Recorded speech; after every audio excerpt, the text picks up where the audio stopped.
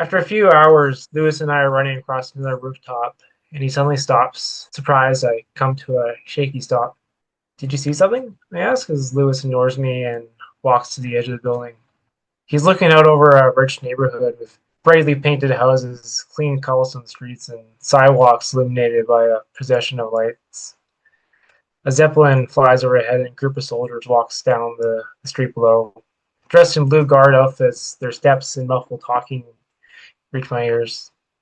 Lewis, we really shouldn't be hanging around here. Sunrise isn't that far away. I filled syringes in my jacket, still feeling a need to check that they're still there. There's no more left to fill. It's time to leave the city. I need to go to that house.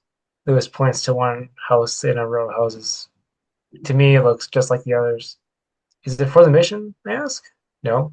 Lewis pauses for a moment. Edward, you can't tell anyone that I did this. Of course I won't, but is it needed? Do you need to go down there? You know the rules. We can't deviate from the mission. Of course, Lewis says a little louder than I think he meant to.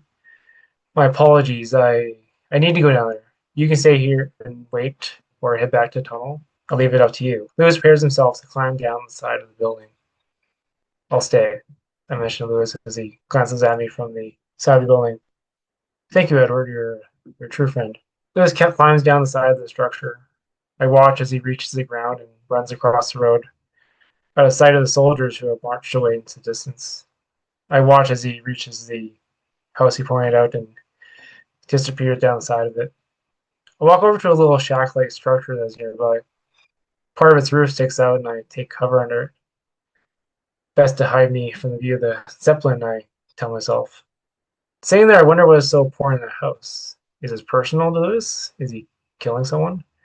Is there something else to this mission that no one told me about? Is he fulfilling some other secret part of it? I don't know. I wish I do. I wonder if I should leave or not. This area is dangerous after all, but I can't leave my friend. Can't do that. A few moments go by and I hear the steps of another group of soldiers. These appear louder and I hear this man's voice in fragments, snippets of a conversation. Well, what a woman. Bar. The voice is rough sounding, like a man who has spent his entire life in smoke filled bars. The steps grow louder and louder, and becoming curious and cautious, I move closer to the edge of the building. Taking a peek into the street, I see the soldiers walk by. They wear different uniforms than the other soldiers I saw. Their outfits are black, and they carry swords, knives, and axes. They remind me of a group of bandits. At the front of them is a muscular man, the source of the rough voice.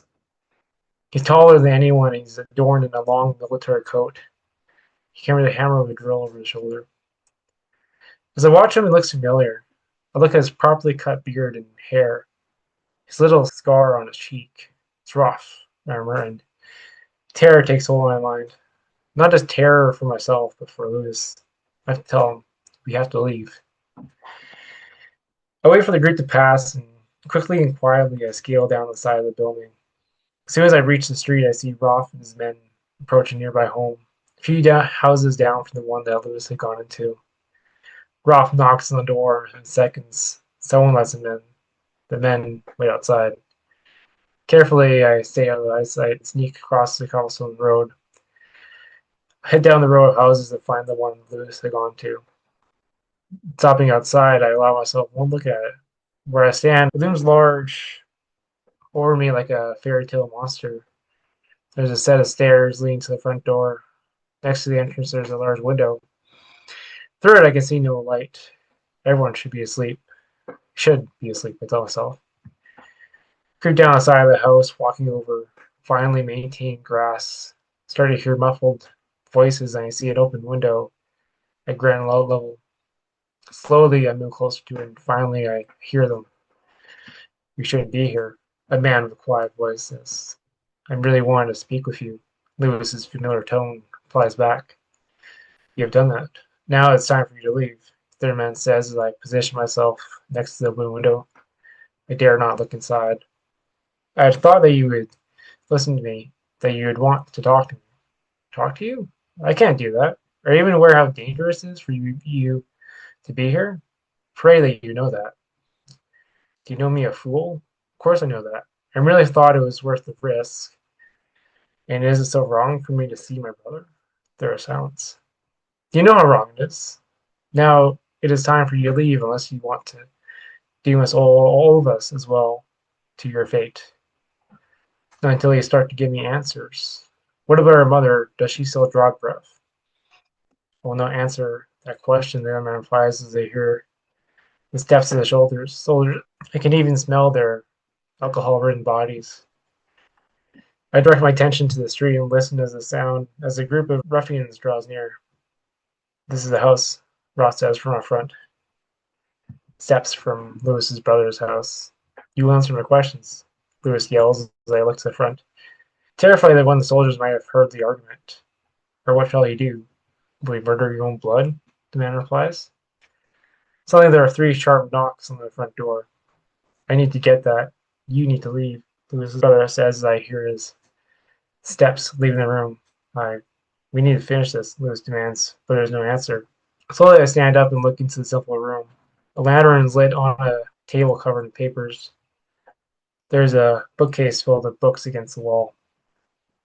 Lewis stands in the middle of the room, his back to me. Lewis, we need to go, I say. He turns around and sees me. Edward, what possessed you to come here? Lewis walks up to me. There are soldiers out front. I think they mean your brother ill will. I slowly step into the room. If they do, they shall have me to deal with. Lewis starts to leave the room. No, Lewis, we need to leave. A gesture to the window. No, Edward. I still require answers from him. You may leave if you want. Lewis leaves the room, and regretfully I follow after him.